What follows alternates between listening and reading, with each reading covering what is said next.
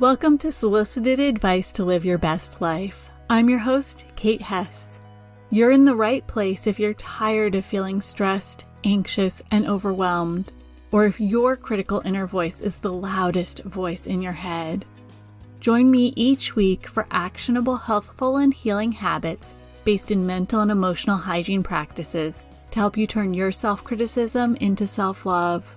And along the way, bring more freedom, serenity, resilience, and joy into your life. I'm a mental and emotional hygiene coach, and I'm thrilled to join you each week to answer your questions and help you live your best life. The topic of this week's question was the key to helping me begin to move from burnt out, stressed out, anxious, and overwhelmed to living my best life over a decade ago. When I saw this question land in my inbox, I realized I haven't actually addressed it head on in the podcast yet. A big reason why I haven't gone right to the heart of this question before is because it requires quite a bit of tough love. Fair warning given? Ready to dive in? Today's questioner asks, what is the best way to know if you are the problem in your life? A big part of my journey to living my best life has been to get really honest with myself and see things I don't necessarily want to see. There are two ways to respond when you identify or recognize something about yourself you don't particularly like. The first is to allow your critical inner voice to speak up. If you go this route, you'll find your mind spinning around not only what you've identified in yourself, but also the frustration, shame, guilt, and or embarrassment that it even exists for you to identify. Usually, this leads to us trying to bury it all into a deep, dark, mental black hole and pretend it doesn't exist. The other option is to acknowledge it without judgment, to see yourself through compassionate eyes, recognizing that we are all human, having a human experience, which by its nature is perfectly imperfect, filled with mistakes, struggles, and opportunities to learn and grow. When you approach this process from this place of non-judgmental awareness, you're able to recognize what you're ready to release and make changes to move you closer to who you want to be and the life you want to live. From these two definitions, I bet you can guess which one I'd recommend you adopt. When you work to quiet your inner critic and instead approach what you discover about yourself with compassion, you're able to actually take action to get out of your own way and stop being the problem in your life. In yoga, we refer to this type of self-discovery through the lens of acknowledgement without judgment as the witness consciousness. You're simply witnessing what plays out in your mind without attaching to the thoughts and stories as they roll through. Here are a few suggestions to help you begin to cultivate this technique. Begin a meditation or mindfulness practice if you don't already have one. If you do have one, practice simply watching the thoughts move across your mind like clouds moving through the sky. Allow them to simply be without expanding the story. In improv, you're taught to respond to people with yes and, because it helps move the story along. In day-to-day life, you might also be used to experiencing yes but, which is sort of like moving the story in reverse, explaining why you've already ruled something out as a possibility. Instead of yes and or yes but, try to meet your thoughts with a simple okay. When you practice this technique on thoughts that arise during meditation, like what to make for dinner or how to organize your day, it allows you to gain experience for when you approach something a little more emotionally charged. If you're not sure how to get started with this, I've created a guided meditation designed to help you begin to cultivate this state of witness consciousness. It's the bonus for this week's episode, and you can download it at nourishnestbreathe.com/P30. That's P as in podcast and the number 30. In the digital world we live in, it can be easy to miss the messy parts of other people's lives when you only see what they deem to be Instagram-worthy. In a 2019 systemic literature review published in the journal Media Psychology on studies conducted on social comparison and self-esteem, researchers concluded that social media use often triggers upward social comparisons, leading to declines in self-esteem. When we see all the good parts in other people's lives, We begin to forget that everyone else has their good moments and their bad moments, just like we do, which in turn makes us feel even worse when we do experience some of those bad moments or discover something about ourselves we don't particularly like. Take some time to recognize the world is filled with imperfection, and that's not a bad thing. Think about a 4-leaf clover. Many people regard that as good luck, but it's simply an imperfect 3-leaf clover. As you work on self-discovery, if you notice your inner critic chime in, gently remind it that imperfection is an opportunity to learn and grow, not something to feel shame or guilt about. Okay, having said all that, let's get into answering the question, how do you know if you're the problem in your life? If you're feeling stuck or stagnant, this is a good sign you're the problem in your life. When you feel stuck, it usually means you've chosen to accept the status quo. To get out of a stuck or stagnant place, you need to take action. Think of it like stepping in mud. If you just leave your foot in the mud, eventually it will stop raining and the sun will come out. The mud will begin to dry, but instead of getting unstuck, your shoe is now encased in hard clay, which shrank and tightened up around you as it dried. The only way to get unstuck is to physically pull your foot free. I suppose you could wait around for a car to come driving through the area and hit you, therefore knocking you free of the mud, but that comes with some pretty nasty consequences. The same thing applies in life. If we wait for circumstances to propel us out of a place where we're stuck, chances are it isn't going to be pretty. You instead need to take action to break out of that place you're stuck in.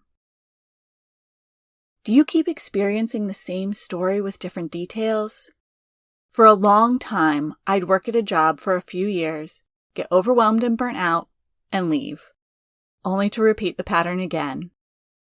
And for a long time, I thought it was the jobs I was choosing. They required more than any one person could give. In fact, often when I left these jobs, I was replaced with more than one person. Here's what I was missing. The job responsibilities when I left were greatly expanded from what they were when I was hired. As a perfectionist and a people pleaser, I would take on more and more and more responsibility, trying to make sure everything was done just right. I struggled to say no whenever anyone asked for help or needed me to take on an extra project. And as a result, my job duties ballooned the longer I worked somewhere. The problem wasn't really the people I worked with or for. It was me. It was my poor boundaries that saw me say yes to everything. It was my desire to have control and make everything perfect. And it was my inability to speak up when I was overwhelmed before I got burnt out. Take a moment and think about a problem in your life. Can you think of ways it's played out before in your life? Maybe with different details but a similar storyline? If you keep experiencing the same story with different details, it's a good sign you might be the problem in your life.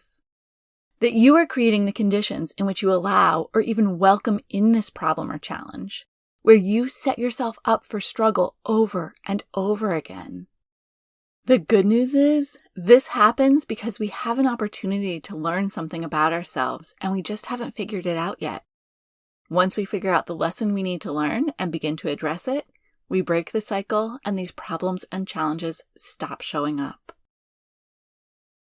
In the story of your life, are you always the tragic heroine? Do things just keep happening to you and you feel like the world is just a great big struggle? Maybe you find yourself thinking things like, of course things always work out for them, but they just don't work out for me. I remember complaining to my therapist once when I was married to my first husband about how he treated me. And she looked at me and said, "You must be getting something out of it or you wouldn't still be with him." At the time, I had no idea what she was talking about. But now I know. I felt good being the martyr. When I sacrificed my needs to take care of others, I felt noble and worthy. But it also meant I didn't own my role in any of the unhealthy dynamics in my personal relationships, either romantic or platonic. I simply felt put upon by the world. If you find yourself falling into the thought patterns and behaviors of a victim or martyr, this is another good sign that you are the problem in your life. Sometimes stuff happens in our lives that we'd never wish on our worst enemy. When I talk about the victim here, I'm not talking about that stuff. Things like having your car stolen or being violently attacked. Psych Central defines the victim mentality as when a person feels like a victim across situations, even when the evidence suggests otherwise. They may feel they have no control over what happens to them. And they go on to add, it can involve feeling like the world is out to get you or having difficulty taking personal responsibility for what happens in your life.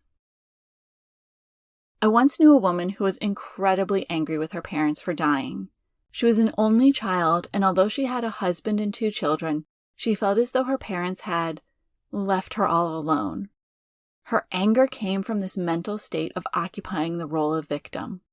She believed they had abandoned her by going ahead and dying. An important note, they both died of natural causes.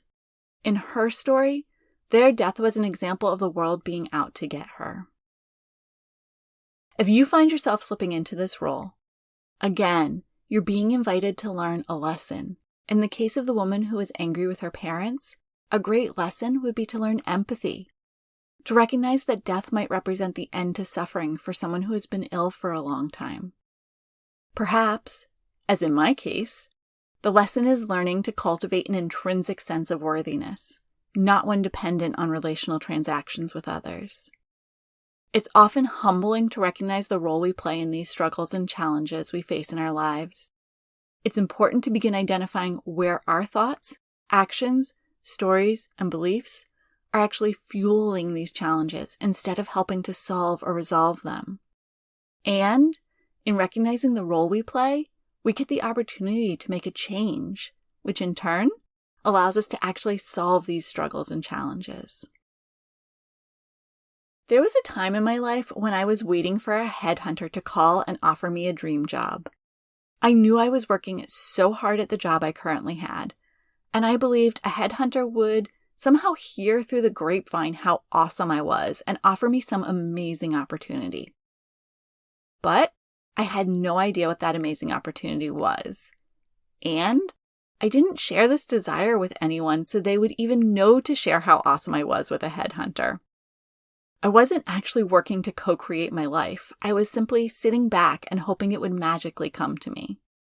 If you're listening to this podcast, there's a good chance you've heard a lot about manifestation and the law of attraction. And I do believe both of those things are really important.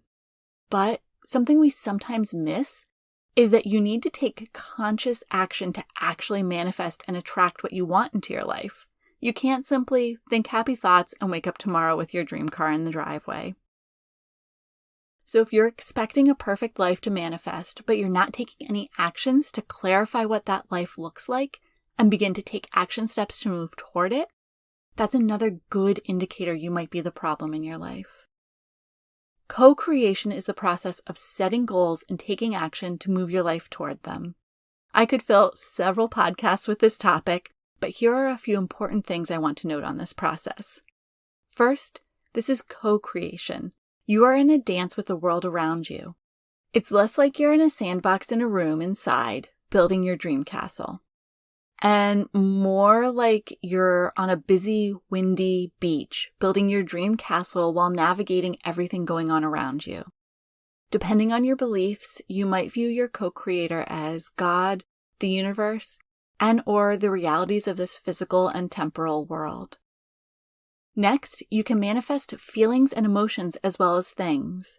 Often we try to manifest a specific thing, a specific car, house, partner, job, etc. But I prefer to focus on the emotion or feeling behind the thing I'm trying to manifest. For instance, a new car might make me feel safe when I'm driving on the highway, so I focus on manifesting safety. A new car isn't the only route, and focusing on the feeling allows you to be open to the job that offers you the opportunity to work from home and eliminates the hour-long highway commute you are doing every day. Finally, taking responsibility is key here. You need to actively set a goal and take action to move toward it. The more clarity you have here, the less you'll find yourself standing in your own way. If you're struggling with this part of the process, check out last week's episode where we covered how to know where to put your time and energy. If you think you're the problem in your life, simply listening to this podcast is a great first step. It's bringing conscious awareness to something which, to this point, has likely been festering below the surface.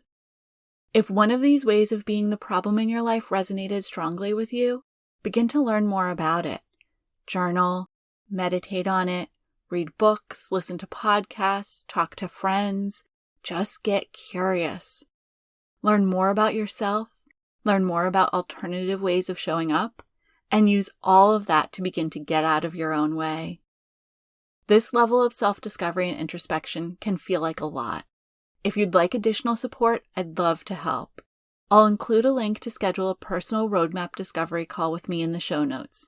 Additionally, I have a printable journal for self-discovery which offers 90 prompts to help you explore stories, beliefs, and thought patterns which might be preventing you from living your best life. I'll add the link to purchase your copy in the show notes as well. Finally, if you decide to embark on this journey without the support of a coach or other trained professional who can guide you through the process, please make sure you offer yourself time to process and integrate. This is the work of a lifetime, not a weekend. Thank you so much for joining me today for this episode.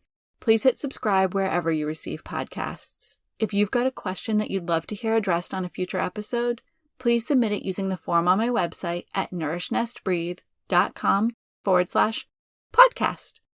I'll include that link in the show notes. And remember, living your best life isn't about changing your life. It's about changing the way you show up for your life. Thank you so much for joining me for this episode of Solicited Advice to Live Your Best Life. If you enjoyed this episode, please take a moment to leave a rating and review wherever you subscribe to your podcasts. Your rating and review makes it possible for other people just like you to discover this podcast. And don't forget to check out all of my free resources at nourishnestbreathe.com/resources. I'm sending you a great big hug. You've got this.